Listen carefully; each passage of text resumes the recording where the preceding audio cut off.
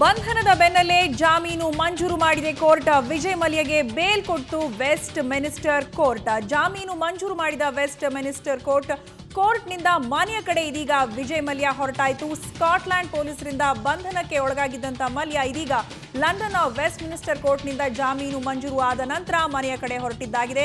ಬಂಧನವಾದ 3 ಗಂಟೆಯಲ್ಲಿ ಕೋರ್ಟ್ ಜಾಮೀನನ್ನ ನೀಡಿದೆ. ಷರತ್ತುಬದ್ಧ ಜಾಮೀನು ಮಂಜೂರು ಮಾಡಿದೆ ಲಂಡನ್ ಕೋರ್ಟ್. ಇದೀಗ ಬಂಧನವಾದ 3 ಗಂಟೆಯಲ್ಲಿ ವಿಜಯ್ ಮಲ್ಯ ಮತ್ತೆ ಮನೆಯ ಕಡೆ ಹೊರಟಾಗಿದೆ.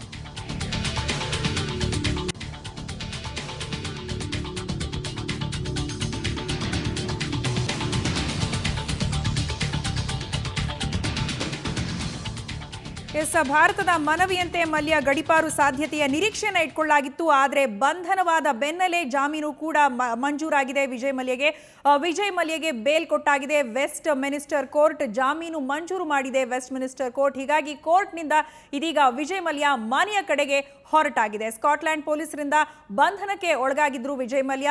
ಲಂಡನ್ ವೆಸ್ಟ್ ಮಿನಿಸ್ಟರ್ ಕೋರ್ಟ್ನಿಂದ ಇದೀಗ ಜಾಮೀನು ಕೂಡ ಮಂಜೂರಾಗಿದೆ. ಬಂಧನವಾದಂಥ 3 ಗಂಟೆಯಲ್ಲಿ ಕೋರ್ಟ್ ಜಾಮೀನನ್ನ ನೀಡಿದೆ. ಷರತ್ತುಬದ್ಧ ಜಾಮೀನು ಮಂಜೂರು ಮಾಡಿದೆ ಲಂಡನ್ ಕೋರ್ಟ್. ಇದೀಗ ಬಂಧನವಾದ 3 ಗಂಟೆಯಲ್ಲಿ ವಿಜಯ್ ಮಲ್ಯ ಮತ್ತೆ ಮನೆಯ ಕಡೆ ಹೊರಟಾಗಿದೆ. ಭಾರತದ ಮನವಿಯಂತೆ ಮಲ್ಯ ಗಡೀಪಾರು ಆಗುವ ಸಾಧ್ಯತೆ ಇದೆ ಅಂತ ನಿರೀಕ್ಷೆಯನ್ನ ಇಟ್ಕೊಳ್ಳಲಾಗಿತ್ತು. ದೇಶದ್ರೋಹದ ಆರೋಪದ ಮೇಲೆ ತನ್ನ ವಶಕ್ಕೆ ಭಾರತ ಕೂಡ ಕೋರಿತು.